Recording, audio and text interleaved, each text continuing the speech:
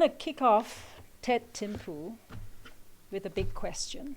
So the big question is, what is the Bhutan story, right? When several narratives emerge when we talk about Bhutan today. One is Bhutan is the world's youngest democracy, right? We're also referred to as the last Buddhist kingdom on earth. And more recently, Bhutan, whenever you hear about Bhutan, especially in the press, you hear about it as the land of gross national happiness, or GNH. But there's one premise that underlies all these stories, and to me it's the story of survival, right? It's the story of the survival of a very small country among giants. For centuries now, Bhutan was a hidden land, right? We're an isolated, landlocked kingdom, high up in this formidable Himalayan range. And although this isolation posed most of our challenges today in terms of roads, communications, transport, etc., this isolation was also a blessing, because in the early days it protected Bhutan, and it enabled Bhutan to survive, right? As a small country in a region where 2/5 of mankind live in South Asia, Bhutan has always suffered a sense of being vulnerable, being very small. And in the early days, the threat was physical. You know, at that time, we probably didn't have more than 500,000 people living in scattered villages, right? In a very, very large world. So the threat then, the perceived threat, was demographic. And so the mountains protected us for many, many years, but we couldn't remain hidden for too long, because even the forces of globalization eventually reached us up here in the Himalayas, right? Without a lot of economic power and certainly very little military strength, I think the leadership in Bhutan in the early years decided that Bhutan's distinct identity and culture is the strength of this country. And so the leadership decided to promote this identity and culture through our dress, through our language, through our architecture, right? Through our traditional festivals, our arts and crafts, right? And all this was possible in the early years because we had one shared vision, right? We all understood that we were part of Druk Yul, the land of the thunder dragon, right? That was a very clear identity. Today, of course, Bhutan is beginning to be recognized as a small country with very large ideals. We have the vision of gross national happiness, of GNH, which we in Bhutan consider to be an answer to GDP, or gross national product, that drives many of the countries in the world today. GNH is now enshrined in our constitution, and it emphasizes the need for well-being and contentment over material wants, right? It recognizes that the well-being of our people and the community and our spiritual values are far more important than unquestioned growth and material gains. So this idea of GNH was actually, I think, very intuitive. After all, we're a small country. There's very little commercialism, and we're a traditional society with many of the old values still intact, right? And so when globalization came along, it also became, in a way, our latest threat, right? We have the world's media, commercial media, coming in, and media are powerful purveyors of globalization and global values. Here's a country where many of our values were very traditional, and for many years, our earliest public messages were shared by the prayer flags and our prayer walls, right? Which brought spiritual messages. The message that there is the potential in all of us to become good human beings, and the potential for all of us to become enlightened. And talk about the power of ideas. I mean, you know, in the early days, I don't know who it was who thought of this, but they decided to put this idea through prayer flags and through money walls in the highest reaches, the most beautiful spots of the mountains, so that wherever we are, we can get inspired for that split second. This is the power of ideas in the traditional space and the traditional society that we had. while the rest of the world, we noticed, began to start putting up their messages through billboards, right, that were promoting GDP and a GDP economy. So modern media came to Bhutan with all its temptations as we know it today. And for a country that emphasizes our cultural identity as our strength, modern media, which is very strong in entertainment and in commercialism, is now our greatest new influence, right? And our greatest challenge. This summer, my family and I went on our annual pilgrimage to the Monastery of the Divine Madman in Punakha. We walked past, for those of you who have been there, we walked past the rice fields, went up the hillock, and on top of the hillock in Punakha is this 15th century monastery. Outside the monastery, we noticed a group of young monks who were peering into this room where some light seemed to be flickering, and we were quite curious, so we walked right up to them. And then we discovered what it was. It was the television. Right? These young monks were joining several others who were sitting inside watching TV on a Sunday afternoon, late morning, and they were riveted, laughing at this gimmick on some commercial there. So we were quite surprised, but these were the young monks who are studying at this monastery. We walked past them and went into the monastery, and in the monastery, the walls of this tiny monastery are painted in traditional style, in Tanka style, stories of the tales of the divine crazy wisdom teacher, Drukpa Kinle, whose stories we've learnt as children, right? And many of his stories, his antics and gimmicks are actually lessons in life for many Bhutanese. And the head monk of this monastery actually will readily recount all these stories with great laughter and great humor to anyone who cares to listen.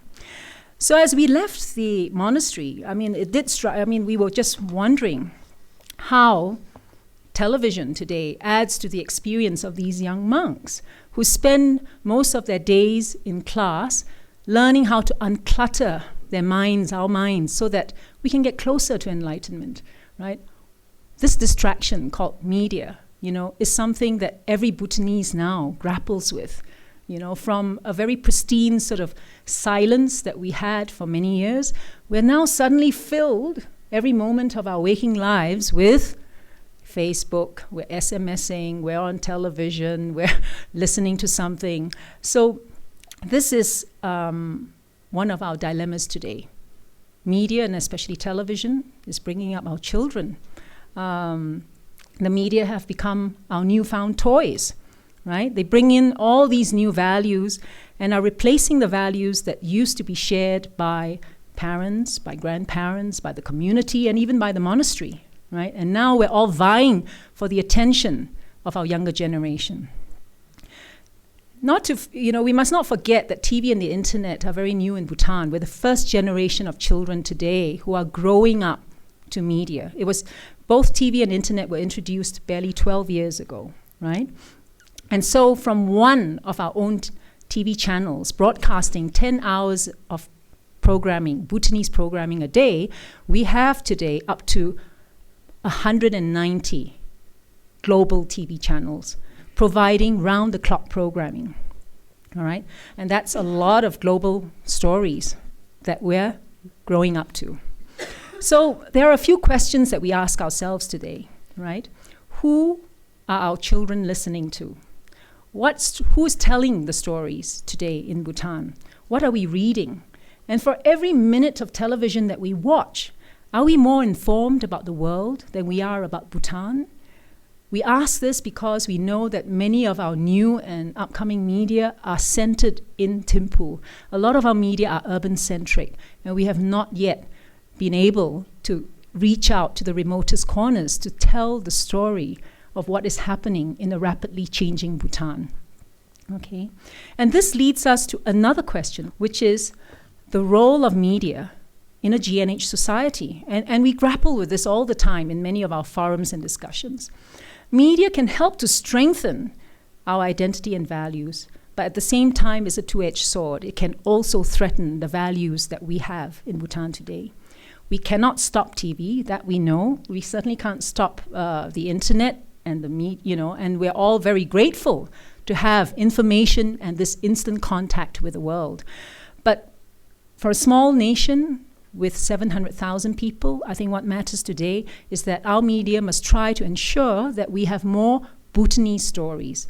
We need to have more Bhutanese content, and we cannot afford to have our children just sit and be consumed by global stories alone. All right. Today's world places so much emphasis on individualism, on the marketplace. Bhutan's GNH, on the other hand, focuses on the strength of families, the strength of communities, the strength of spiritual values.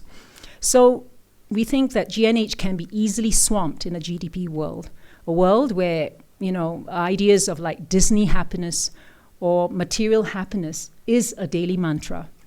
And this creates a certain tension between our ideals of GNH, right, and the global values that media portray, right? So, and there are many other challenges too.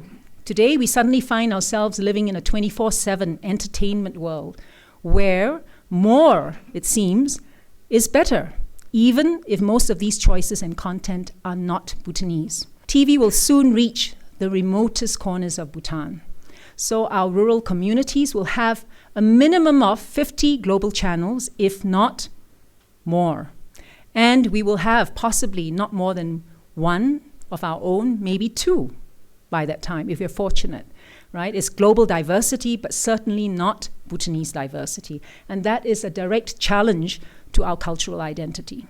So here we are at a crossroads in history, and it's also at this juncture that Bhutan faces our biggest challenges. What matters is that we have a press that's growing and maturing and pushing boundaries.